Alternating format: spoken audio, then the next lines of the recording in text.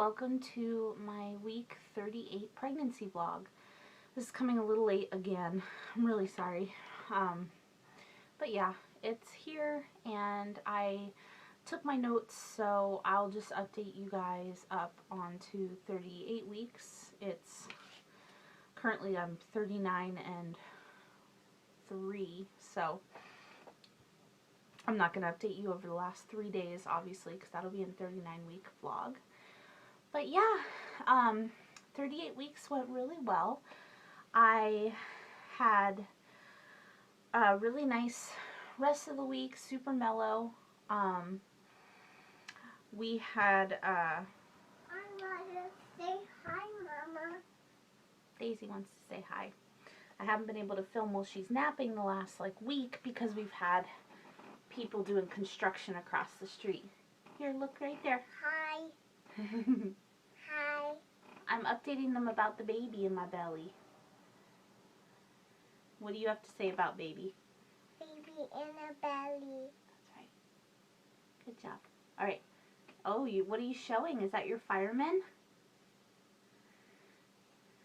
Oh, you have 2 firefighters. Cool. Are you playing with your fire truck right now? Yeah. Okay. Mama's going to finish filming, okay? And then I'll let you watch it. Okay. Let's see. So, we didn't really do too much on Thursday or Friday. Nothing really to report about. Saturday we did do my belly cast, and so the reason that we did it Saturday and we didn't wait was just because I felt like if I just waited, I was just going to keep waiting until I went into labor. And it was just one of those things that Gordon and I both agreed, if I go to 41 weeks, we'll totally do it again. Or at least talk about doing it again. But it was just, I don't know. I just didn't want to wait and not do it because I didn't do it with Daisy and it was something that I really wanted to do. So we went ahead and cast my belly, and I will insert a photo of the casted belly here.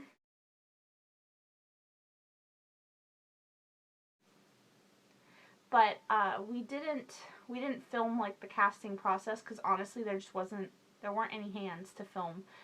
I was busy standing at a very still position and helping smooth on casting gauze, and Gordon's hands were totally full of casting gauze and water and all that good stuff. So we couldn't film it. I don't have a tripod or anything like that.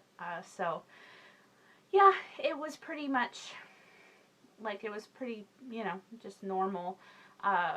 We didn't buy a casting kit because we found casting gauze at our local art store on sale. And so we just got 3 rolls of that, and we used all 3 rolls. So if you are somebody who's planning on casting your belly and you're like me and doesn't really see the point in buying a kit, get 3 rolls if you plan on doing a bust, I would say, unless you're a really tiny person. I would say I'm an average sized woman, and we used exactly all 3, and we may actually end up having to touch up a few spots that are just too thin.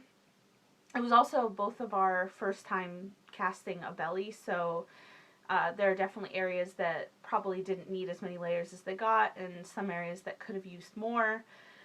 But yeah, just buy 3 rolls of casting gauze and have some Vaseline, and that's really all you need to do a belly cast. You don't need the kit. So that's my advice there. So that was a lot of fun. And then let's see, I had some swelling in my fingers and feet on Sunday, and the baby was super mellow on Sunday. To the point where usually with her, I don't have to ever, the moment I'm like, I haven't felt her in a while, she moves, or she wakes up to eat, or whatever. But Sunday, it was actually probably one of the first times that I had actually questioned, what's this baby doing? And I woke her up, by poking her and moving her around just to make sure that everything was okay. And I did have some swelling, like I said, in my fingers and in my feet, but not in my ankles. And it wasn't excessive. I've pretty much just stopped wearing my ring now.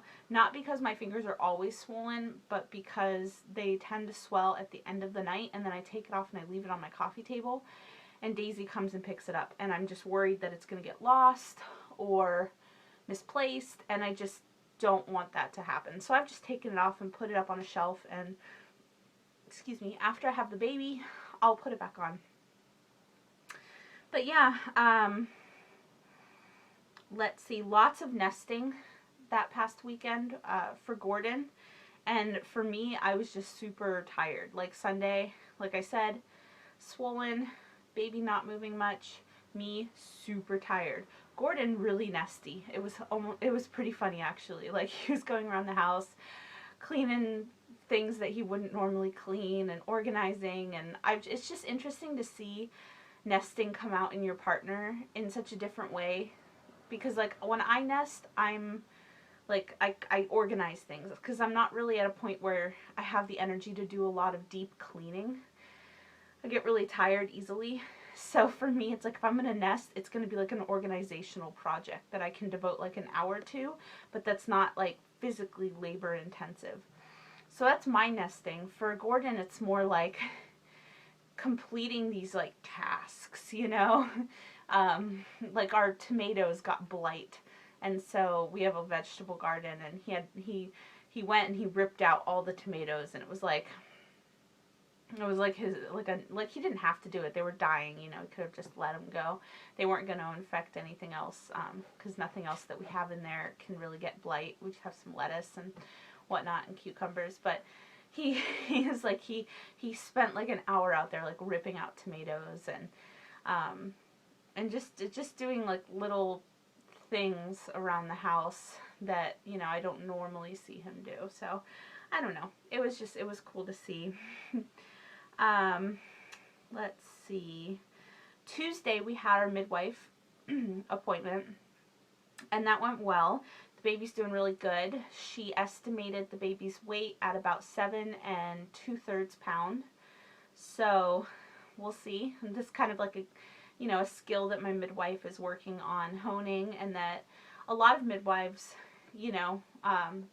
especially back in the day, used to be really, really good at estimating weight just by feeling. So it's a really cool, like, old school midwife skill that some midwives don't bother to learn, but my midwife is trying to hone hers. So yeah, that's her estimate. We'll see. Gordon and I kind of think she's about at 8 pounds actually, because we think her head's a lot bigger than anybody is assuming her head is. My blood pressure was up as well that week. My blood pressure was, well, normally for those of you who watch, and I try and share my blood pressure every week, normally it's between 104 and 114, like as the top number, and it's usually over between 40 and 60. This past week it was 128 over something. I can't even remember what it was. I think it was probably like 60.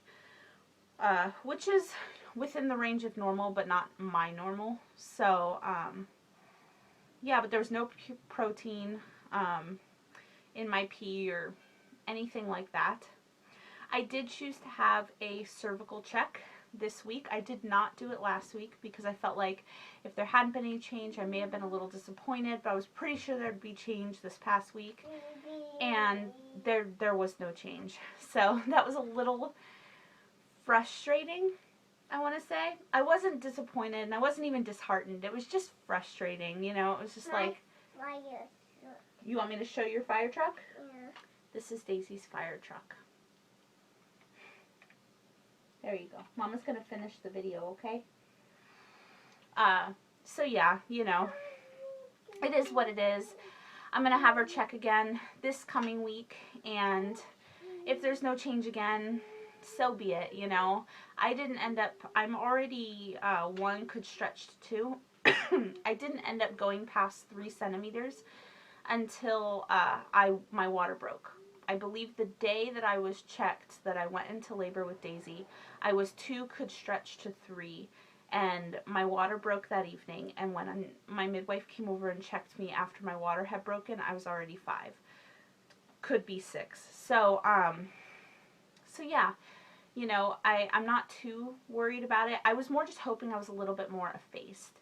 It's the same thing that I had with Daisy. I didn't really, like, my cervix is really far back, so it's like, so like my other midwife would like pull it forward, and then it would just go right back. So it's kind of painful to have like my cervix pulled forward, and it never really came forward with Daisy until, you know, I was fully dilated. So this time around, I'm really not, you know, worried about it, but it is frustrating that I'm pretty much just holding at 50% effaced.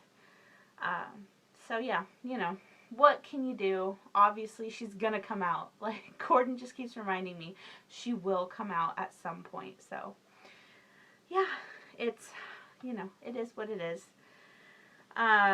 Let's see. Oh, Tuesday night, I had another, like, hormonal shift. And I've been talking about these a lot. And what I call a hormonal shift is just a sudden shift in my hormones. And usually the way I can tell that I'm having a hormonal shift is that I will...